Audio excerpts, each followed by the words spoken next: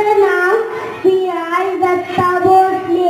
मी जातो क्लासमध्ये शिकतो. मी तुम्हाला झाडे लावा झाडे लावा झाडे लावा झाडे जगवा दोन शब्द सांगणार आहे. माझ्या शाळेचे नाव सांगते तुम्हाला.